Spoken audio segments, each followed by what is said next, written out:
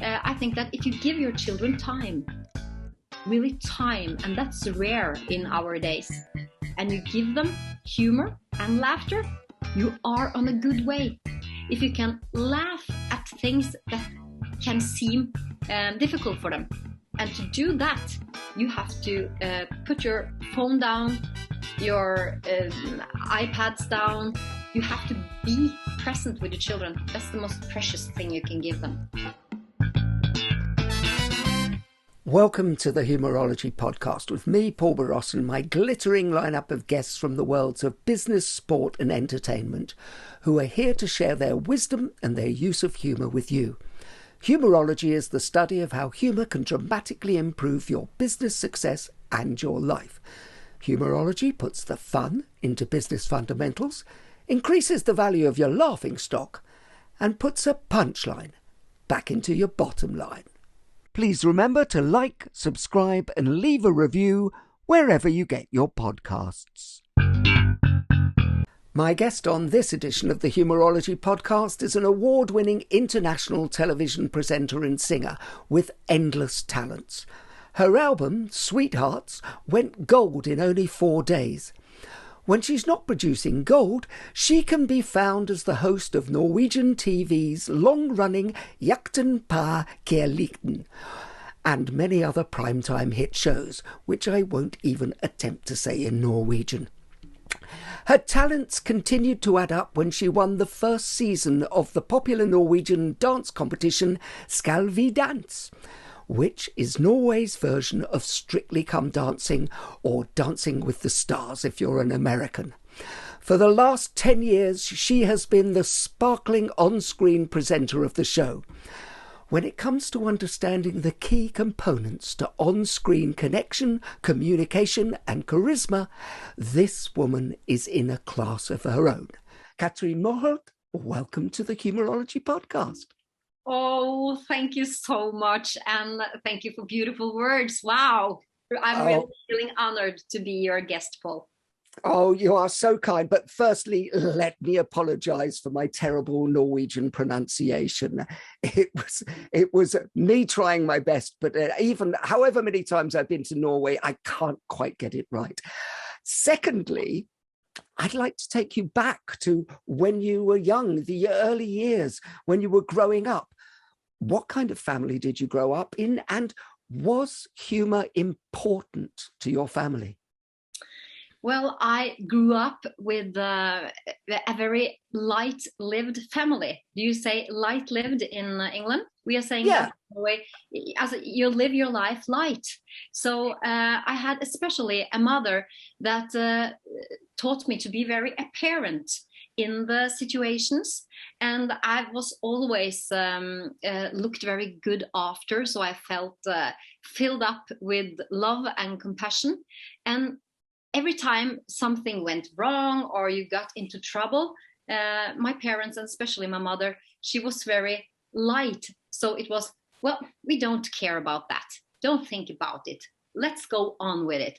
So I think I have a childhood that was very secure, and it gave me a very good ground to grow, because it felt secure, and I always were encouraged not to see the problems, but to see solutions and to be positive. That's what a background, and that's a perfect way to grow up. And the Humourology project is all around that lightness of touch, because even though it's humour, there is a lightness in the humour. There is a feeling about it, which you describe so beautifully. This lightness, was it something that pervaded everything about your life? Was it at school as well? Yes, I think so. And I think that I call my mother a life artist, because she had this view on life, and she can watch a tree where we can pass it many times a day, and she can suddenly say, oh, look at that tree. Isn't it beautiful? And when you then stop and you look at that tree, you see that, yes, it got something to it. And she do that with people, and to have this from I was a little, it had given me a very bright view of life. And I think she got that from her father, my grandfather, because I was very attached to him. He died when I was 9 years old, and he was a fairy tale grandfather, a one that you read about in stories, because he had this warm lap, warm smile. He was a parent. He taught me things. He took me into the forest, and he had this light view on life. And he had a saying that we are using in our family. My mother has used it. I use it. And I say to my children, and that is, well, but no one died. You know, so if everything can happen around us, it can be tragedy, it can be troubles, it can be everything that is bad, but okay, we have each other, no one died, we can solve this. I think that's a headline for my childhood. I think that we are fixing things, and I think that is a really great gift for parents to give their children. What you're talking about, I think, is perspective, being present in the moment, and attitude. Well, one of the things that the Americans have a saying, which is that your attitude dictates your altitude, i.e. how high you will go. And with a good attitude, and you are one of the most optimistic people I have ever met, which is one of the reasons I wanted to have you on the show, because your optimism pervades everything around you. And what you do, I think, is a huge life lesson to people, that when you have this optimism and this positive attitude, everybody else gets happier. And it's really interesting to hear that that was passed down from your grandfather to your mother to you, and now to your children, and hopefully now to all the listeners on the Humourology podcast, because that attitude is beautiful. That attitude kept you going at school as well. Were you theatrical at school? Was there a natural sort of, I need to perform? No, I don't think I had that natural need to perform, but I was singing and I was doing theater from I was 14. But I think I was a little bit nerdy, and I have never been occupied with what other people thinks about me. So I did not. I went to the attic and I used my mother's old clothes. So I think perhaps I was a little bit strange, more than theatrical. But I didn't care, because that was me, and I had a security in that.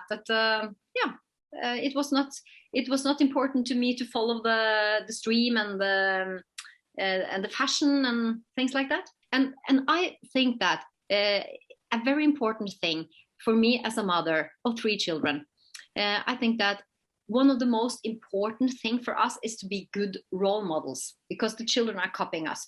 And as a parent, your highest wish is that your children will get happy people. And yes, that's difficult. How do you do that? But I think it may be easier than we are afraid of, because I think that if you give your children time, really time, and that's rare in our days, and you give them humor and laughter, you are on a good way. If you can laugh at things that can seem difficult for them, and say to them that, well, we don't care about that, we laugh about that, and tomorrow there's a new day, and we try it again tomorrow. And I think that if you do that, in addition to time, then we have come a long way. And to do that, you have to put your phone down, your iPads down. You have to be present with your children. That's the most precious thing you can give them. I think that's very true. And giving your children time and the ability. Well, we recently had Dominic Holland, who's a well-known comedian in the UK, on, and his son, he's written a book called Eclipsed, because his son became a big theatre star and then a film star, and now is one of the biggest film stars in the world. He is Spider-Man, Tom Holland. Yeah. And we were talking about what you just talked about, which is the two things you want for your children is to be safe and to be happy. That good humor, I'll ask you, do you think good humor helps with resilience? The being able to actually be resilient when something hits you, you can bounce back. Absolutely. I think that you get stronger by using humor and to have this, I will say, light attitude to life. And I think also that laughter and humor and to have fun will have the highest level of energy. So if your feelings were a book, and you could pick out what kind of feelings you would have, I think laughter and fun will be at the highest level, because the energy in a room when you're laughing and having a good time, I think that can heal you, and it makes you stronger, and it makes you feel good. And really, I think that it can help so much to work on it. And I think that you may say that, okay, are you born with that?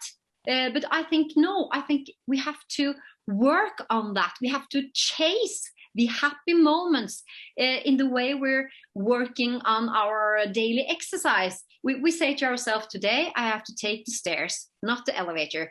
And I don't need to eat that chocolate today. I must eat greener. I have to have the fruits today. And in the same way, I think that we have to work with, today, I'm going to chase the happiness, the laughter. And I remember when I was 14, 15, we had a theater teacher in school that had learned something. He said, it's science saying, if you are standing up in the morning, looking at yourself in the mirror and smile to yourself and say, hi, Kathrine, this will be a great day, then the day will be better. And I think that it's the same thing by chasing the good times and chasing the humor. Because if I get up in the morning and I think, today I'm working on laughing a little bit more than I did yesterday, and I'm going to find the fun situations, I'm going to choose the fun situations. And then I think my brain will, when I go out on the street to work, my brain will automatically look for the fun situations.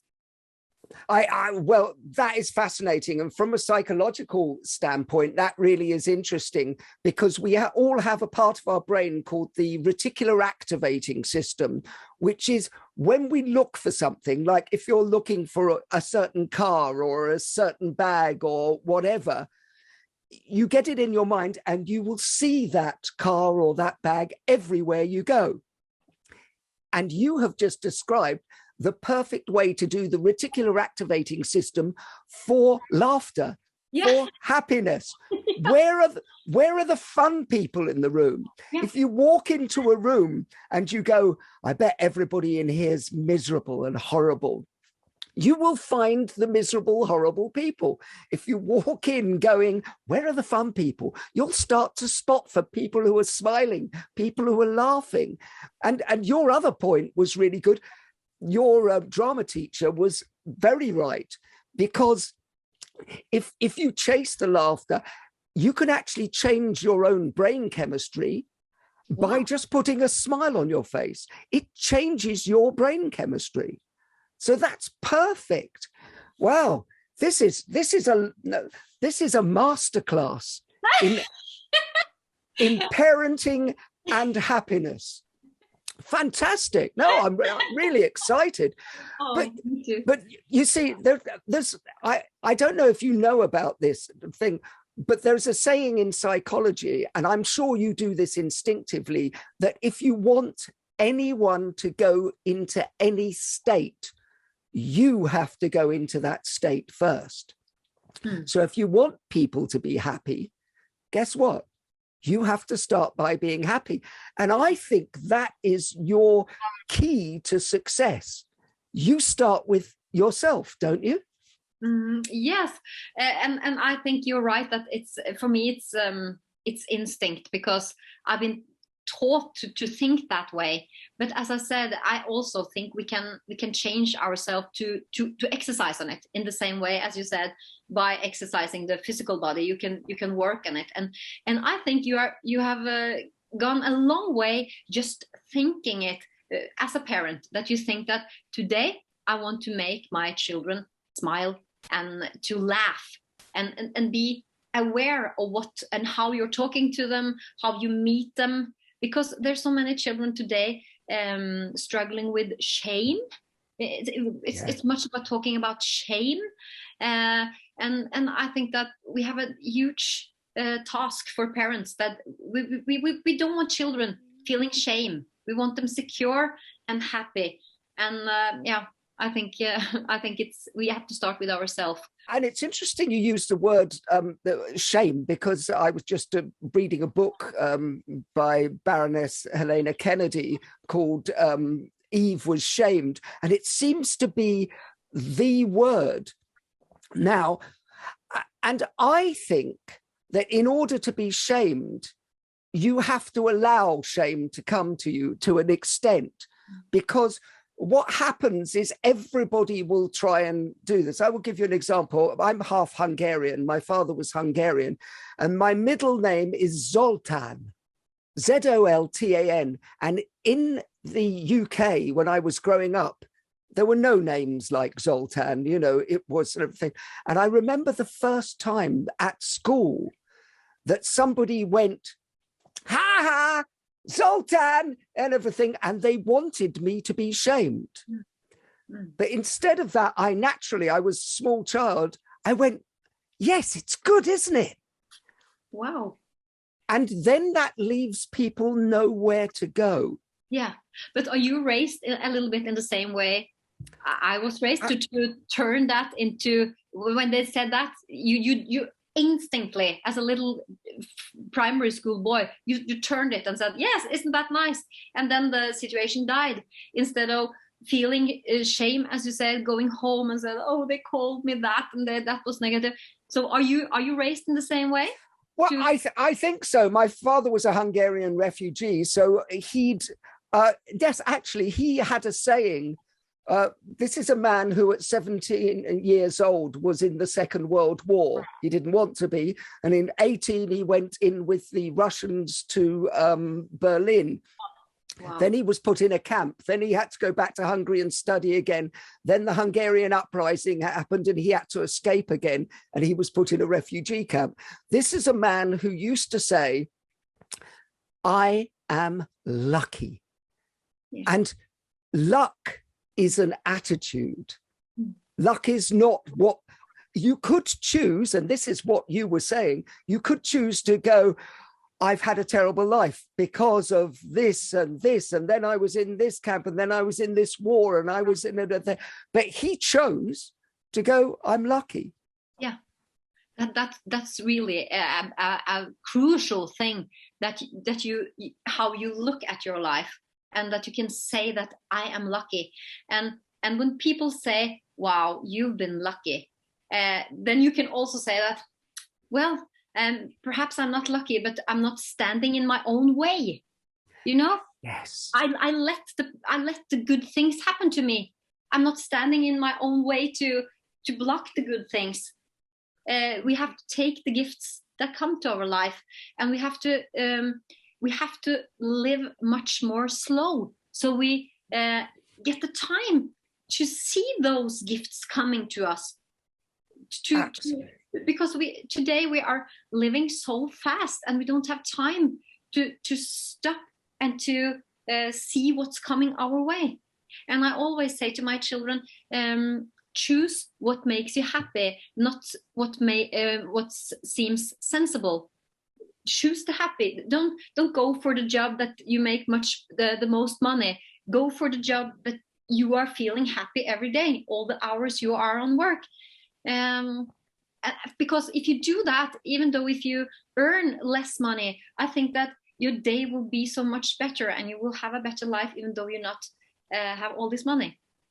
Well, there's a saying, which I don't know if you have it in Norway as well, but they're saying, if you do something you love, you'll never work another day in your life. I totally agree. That's so true. It's about the attitude of what you do. I'm interested when you said slow down, because it's kind of like slow down and smell the coffee or smell the roses. It's about, isn't it, noticing all the things that we are lucky to have, rather than noticing all the things that aren't there. I haven't got a Lamborghini. My life is terrible. There is no Lamborghini parked outside my house. Who do I see? Why did I have such a terrible life? God, why did you put me here without a Lamborghini? Yeah, but exactly, it's and I think because I feel it's interesting in my life, because I was a mother before social medias, because my children are 22 and 26, and I'm a mother now for Sophia, 8 years old, and there are social medias, and that's a huge difference to grow up as a child with social medias. And the saddest things I see is mothers having their baby in trolleys, and the baby are lying in the trolley and trying to catch their mother's eyes, and the mother are going on the phone. She's looking at the phone while she's having a walk with her baby. And I think the mother is missing something, and of course the child. And therefore, I think I'm turning 49 this year, and I love to live the life, and I don't want it to go too fast. And therefore, I think we have to live slower, to have more fun, to laugh more, and as you said, to smell the coffee, and to watch people in the eye, to watch your children in the eye, to look at your husband in the eye, to see your friends, because we can eat dinner with friends and people are on their phones, and it's saying pling and plong and oxytocin or dopamines, and everyone, that's more important what's happened on the phone than the real conversation. And I think that's, we have to do it, or else we will ruin a whole generation, I think. I couldn't agree more. It's going back to your point about being present. What drives me crazy, and you've just done the thing with, is people who take their children out to dinner and give them an iPad. I mean, to me, that's like, well, why have you taken them? You know, they're not interacting. That is where happiness comes from, is the interaction. And I do think it's a dying art. Now, when you actually are all present, when you go out for lunch with somebody, one of my biggest pleasures, actually, here's a perfect example with Trond, who you know very well, probably the biggest producer in Norway. We went out in Cannes in south of France with my son, and he was there. None of us were looking at phones, and he's a busy man, as you know, constantly doing deals. The interesting thing about Trond is we were sat there and we were talking about you and people we love. Yes. And here's his quote. Now, for our listeners who don't know Trond Kverstrom, he's a big international TV producer, now doing movies as well. He said to me, the greatest thing about Kathrine is that she's always so sweet and in a good mood. And that's actually, for our listeners, how important do you think that is when you're at work, to be the person who shifts the mood of the people? Well, I get very touched when you say that, because I don't think I don't think I'm so aware of doing it. So I get very touched when you and Trond say that, because thank you. That feels important. And I have to say that I'm very lucky, because I have been the host for very positive shows. My main task making these shows I'm making is to make the audience happy. So I feel it's easy to be in a good mood when I'm on work, because we are doing so fun things. Today we have this dancers in Strictly Come Dancing, and it's movie night, and we're working on what kind of movies should we let them dance to, what kind of songs. So I've been so blessed with my work, so that my work is so positive and good. So I feel it's difficult to be in good mood when I'm on work. If you understand.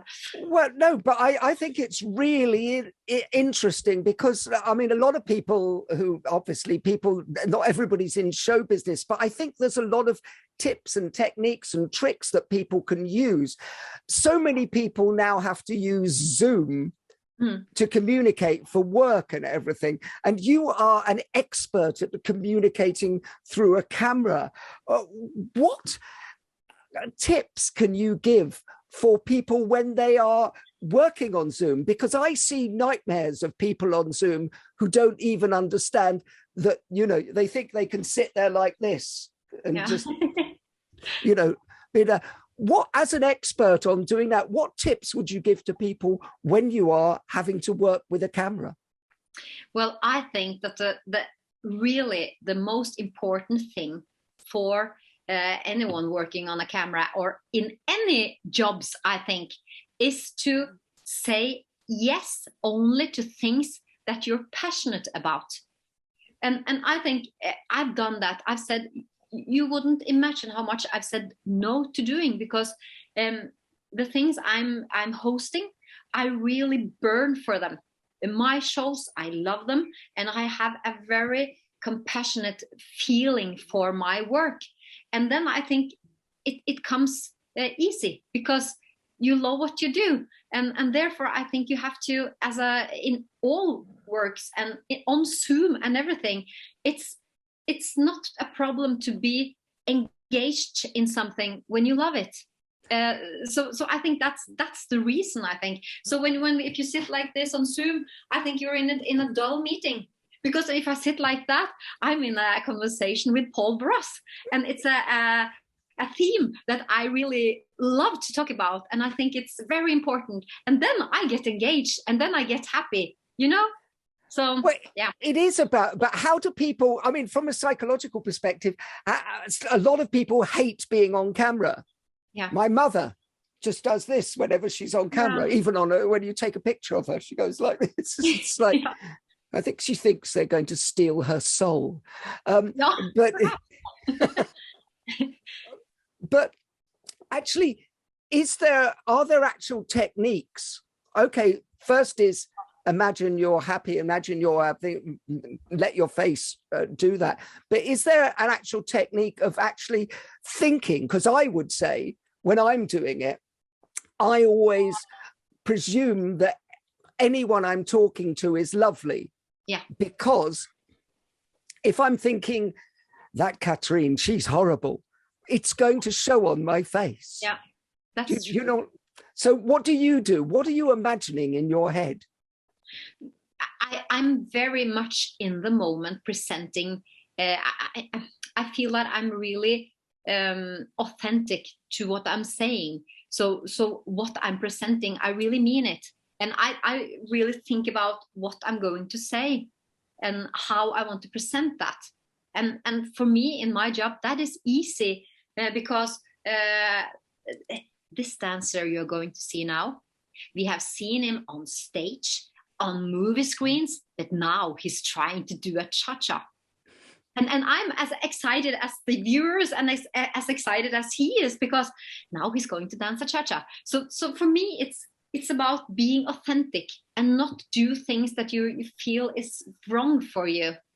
But also, I think that you are finding the good authenticity in everything. Yeah. You're looking for the positive side of everything, because that's the difference. Is you could be looking for the negative side, yeah, and going, well, I don't really like this person. You're going, I'm looking for the positive in this person on Strictly Come Dancing or Dancing with the Stars or whatever. I'm looking for the positive. And so if I'm excited about those little things, it will come across. Mm-hmm.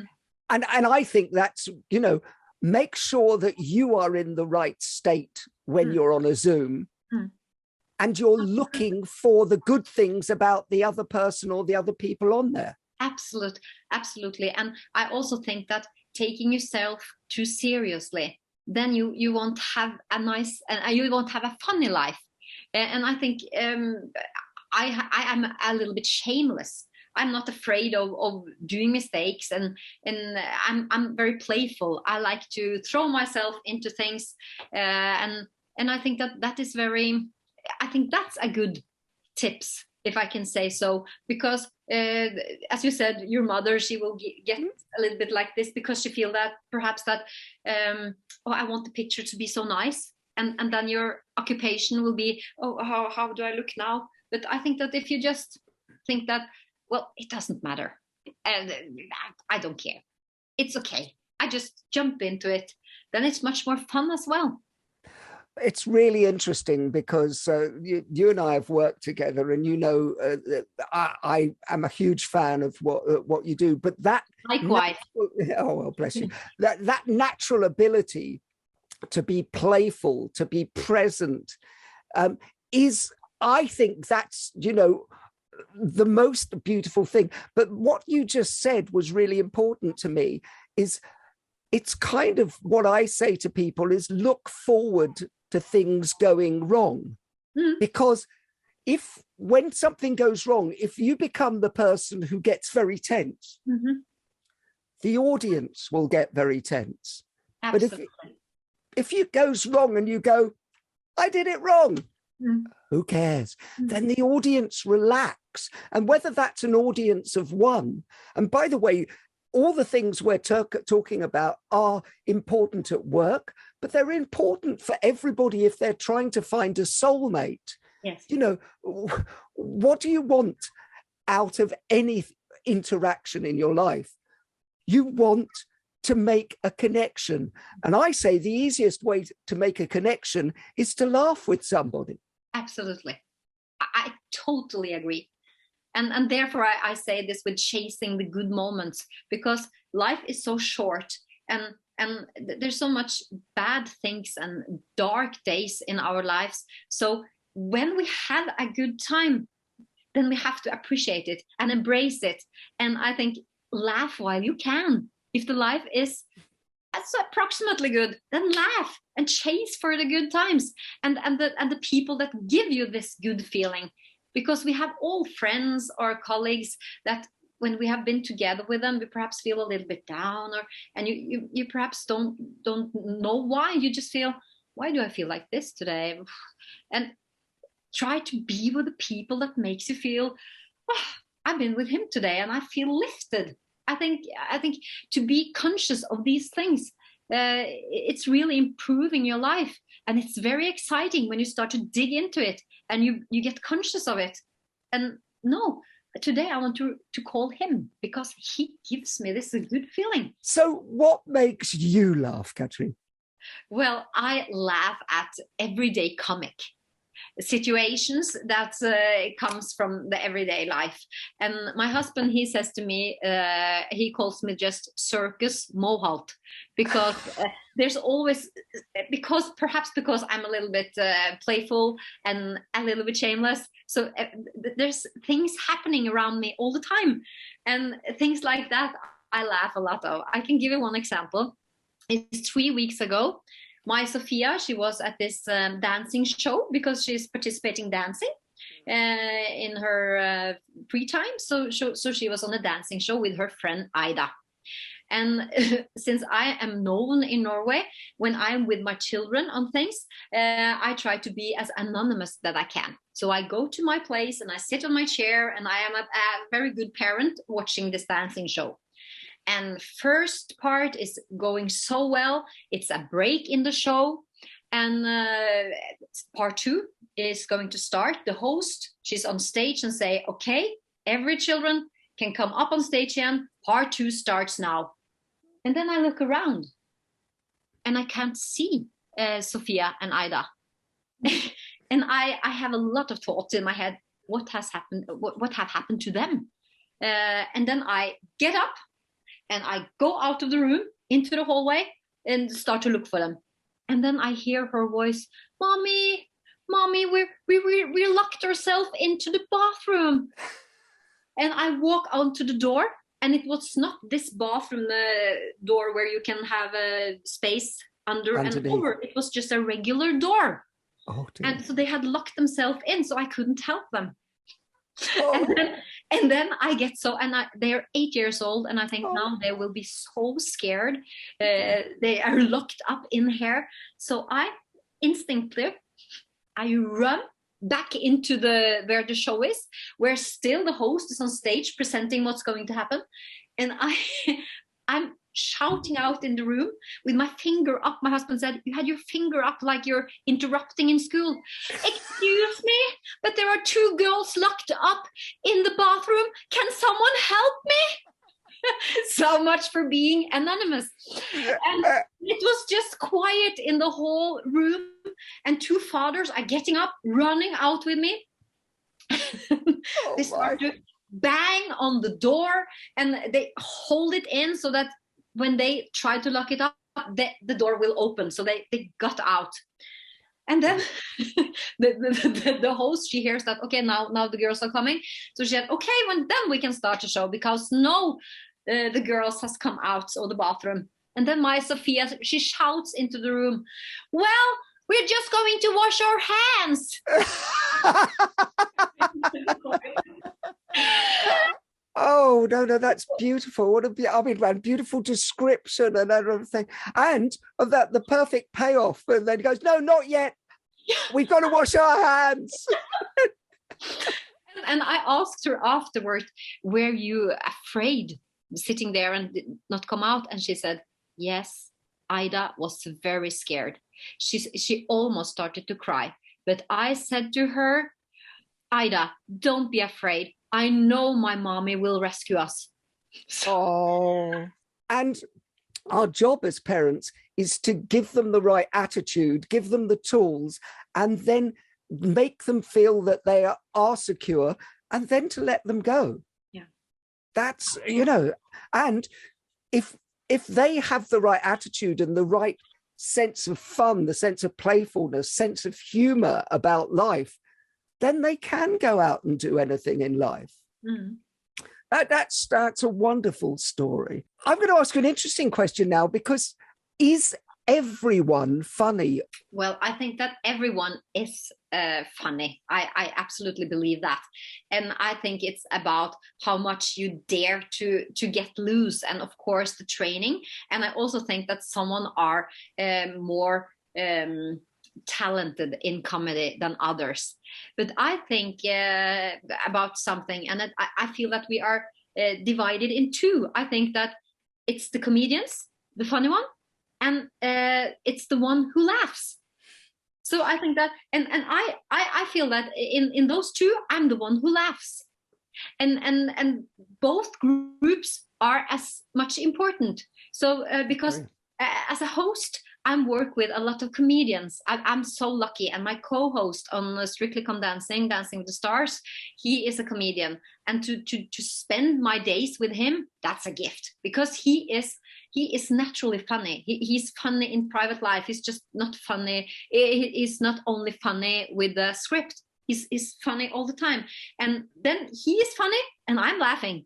And he feels good because I'm laughing, and I'm feeling good because he's funny. So I think that's an interesting thing for this Humourology podcast as well, that we're 2 kind of people.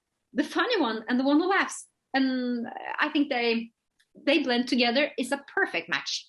Oh, and one is as important as the other. It's one of the things about the whole Humourology project is about, you don't have to be the person making the jokes. If you are a really good listener and laugher, you will be welcome in every company. That's what people want, is somebody who understands. And sometimes people say to me, well, you know, I have to learn to be funnier. No, one of the simplest things is to learn to be a good audience. Yes, absolutely. Do you think that without understanding humour, do you think you can be a good communicator unless you understand how it works, how that playfulness works? I think it's essential to be there, but I wonder how you feel about it.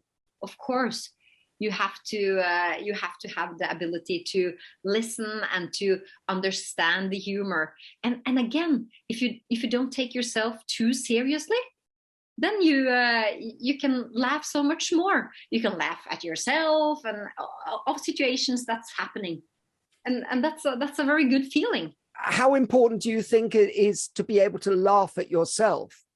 It's crucial, yes, of course. You will get so much more fun in life if you can laugh at yourself.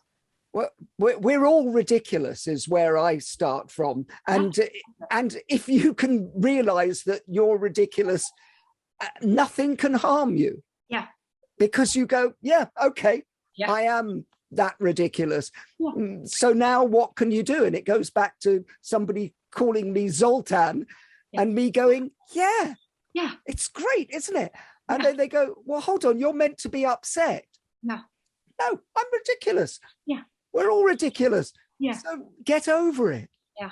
It's funny because you and I speak for a living, and the number one fear in the world is public speaking.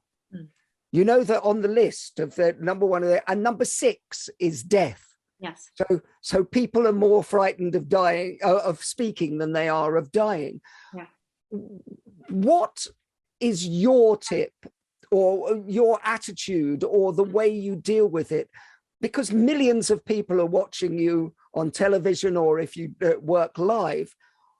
How do you remain calm and in control? So something that our listeners can take away.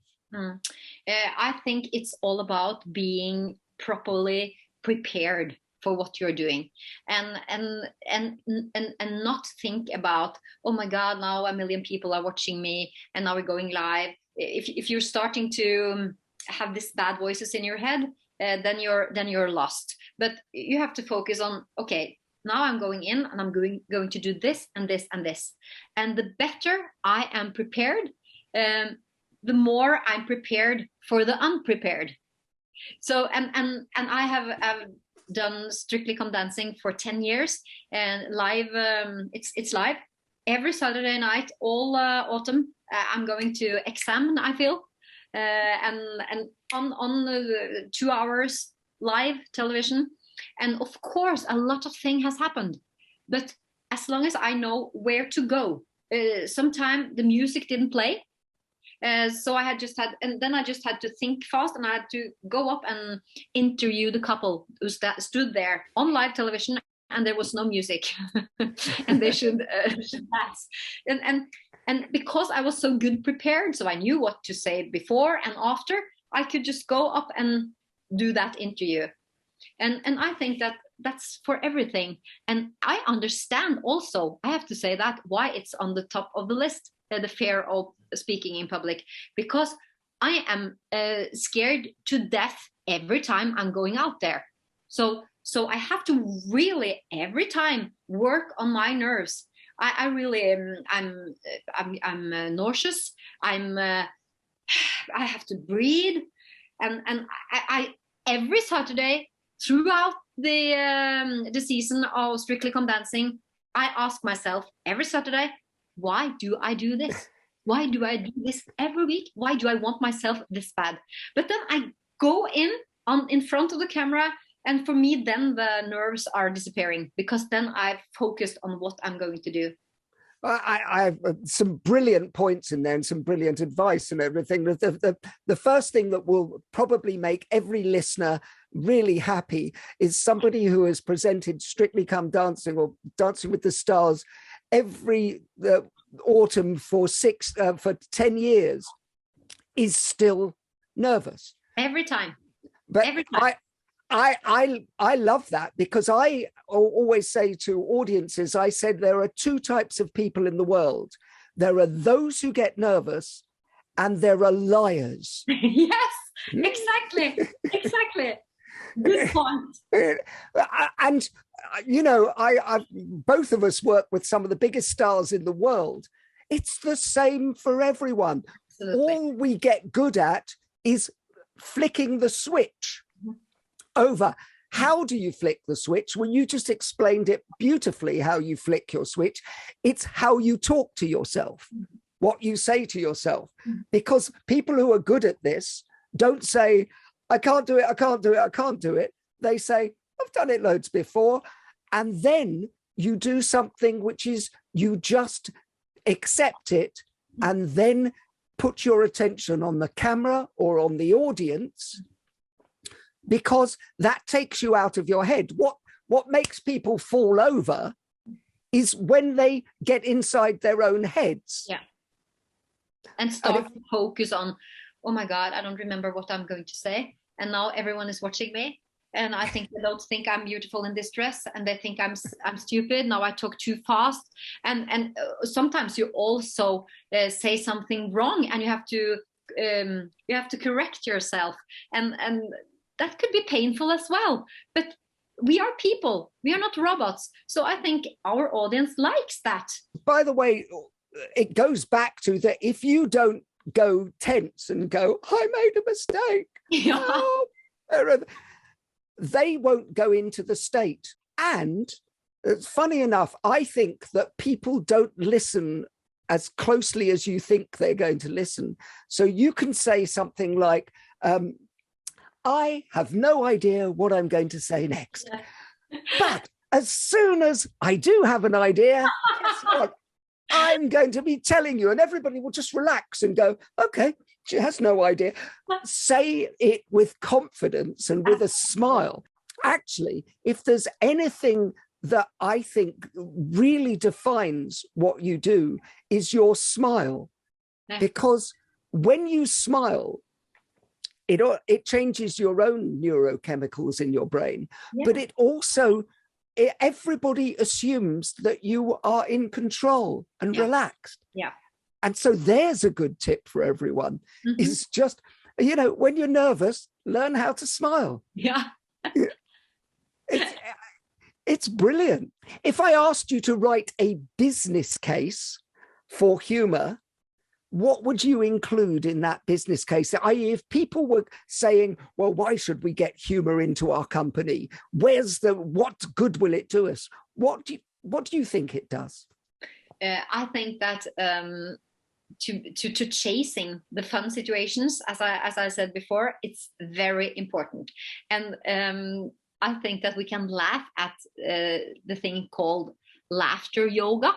Laughter yoga, you can go to laughter yoga, and it happens something in your body physically when you just, even though you're not happy, you can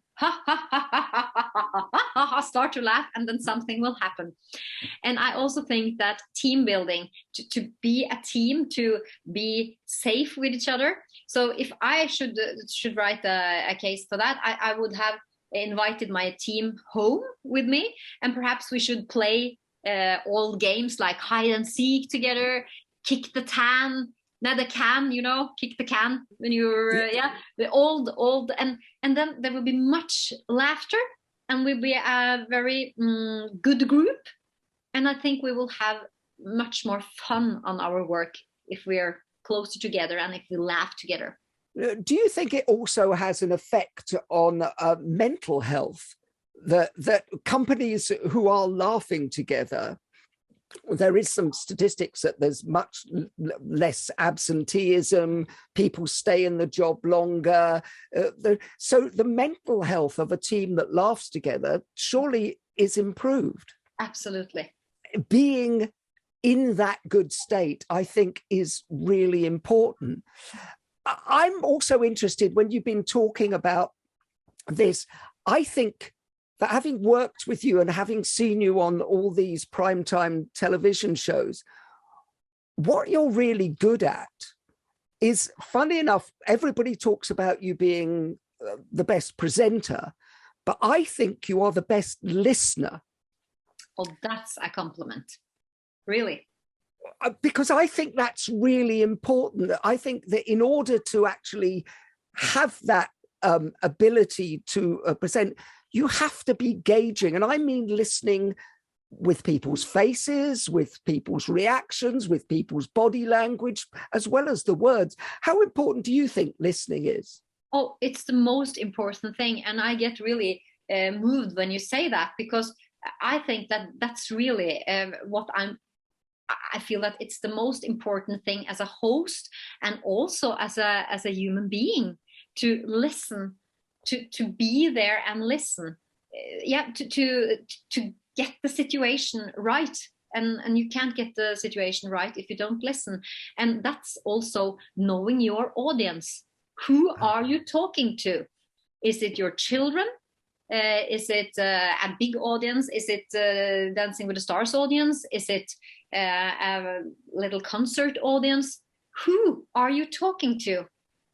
It's very important. I always say it's gauging. It's actually a feedback loop of how you're doing. And anybody who is good at this, does this work? When you're in a one-to-one conversation, for people who go to an interview, you should be looking at the people. The amount of time I see people looking around or looking at their phone or laptop when they need to engage with the person in front of them, that's where your information comes from. We all know people that don't listen in life. If you're having a conversation one-to-one as well, and you're talking about something that's important to you, and you see that you are lost, the other person is in his own head. He doesn't listen to what you're saying, and you feel pretty bad. You've been telling something. Perhaps it's not an important thing, but you told him something and he did not listen, and I think that feels bad. That gives you a bad feeling. I think you're right, and I think it goes back to what your grandfather and your mother taught you about being present. Because when you're present, you can really listen in the right way. I think that's wonderful. Kathrine, we've reached the point in the show which we like to call quick fire questions. Quick fire questions. Who is the funniest business person? This is not a comedian in show business, it's somebody outside. It can be in the business of show business because we know producers and everything. But who's the funniest business person that you've met? I think I have to say my co-host in Dancing with the Stars. His name is Anders Hoff. He is a comedian, but he is also a businessman. He is doing. He's an economic education. To work so close together with someone that's funny, I think that's impressive. What book makes you laugh? I'm not reading that much comedy books because I'm really a sucker for crime books, thrillers. Ah. I really love to get sweaty in my palms and get a little goosebumps on my back, and to take the curtains away because I'm afraid of someone looking inside. I really enjoy to be a little bit frightened reading.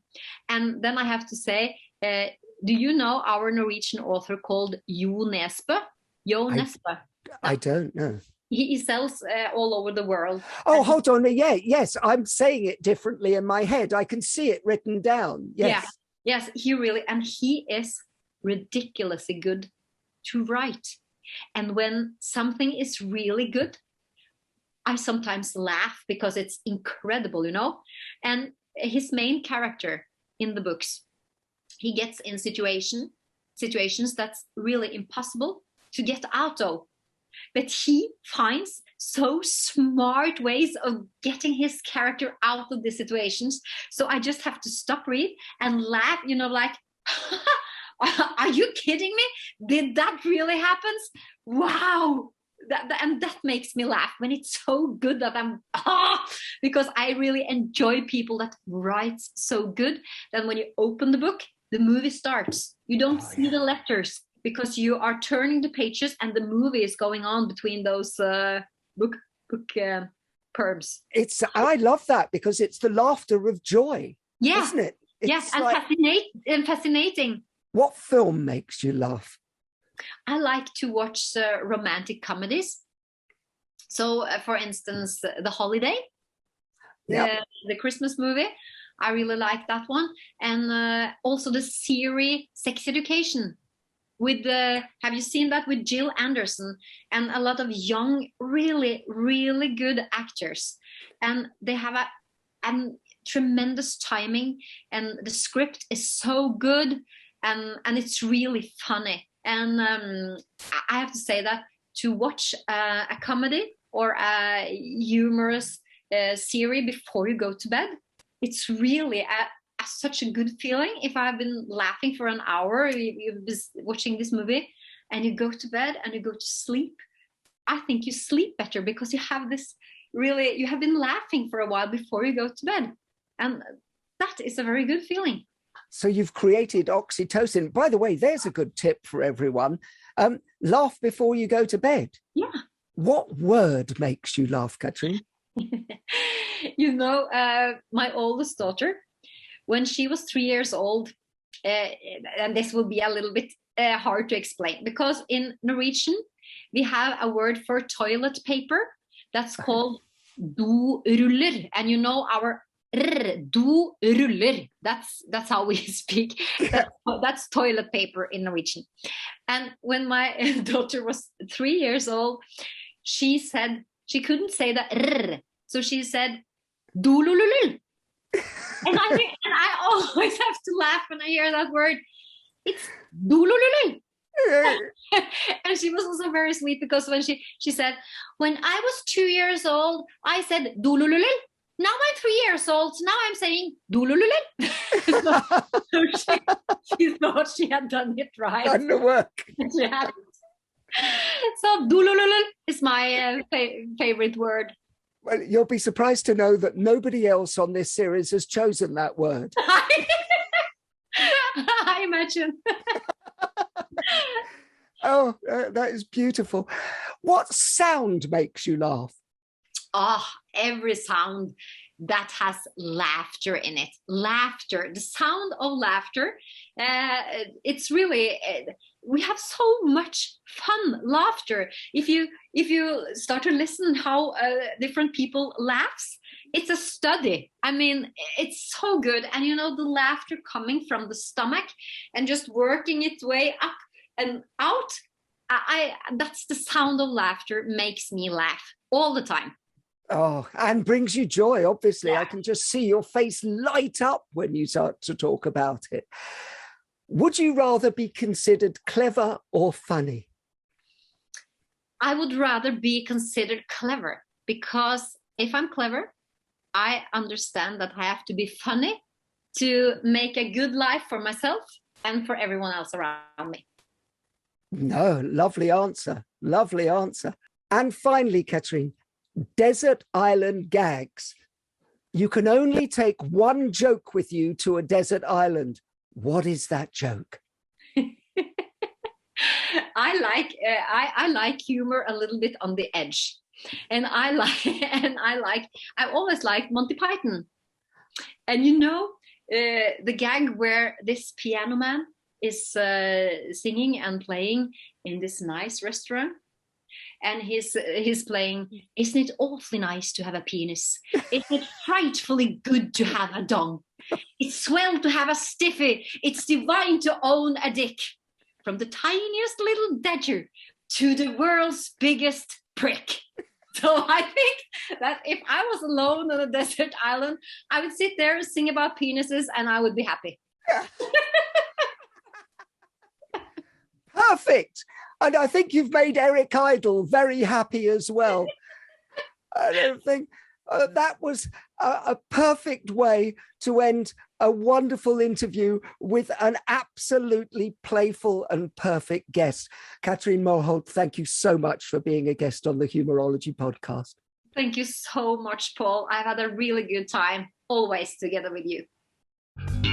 The Humourology Podcast was hosted by Paul Boross and produced by Simon Banks. Music by Steve Hayworth, creative direction by Les Hughes, and additional research by Helen Sykes. Please remember to subscribe, like, and leave a review wherever you get your podcasts. This has been a Big Sky production.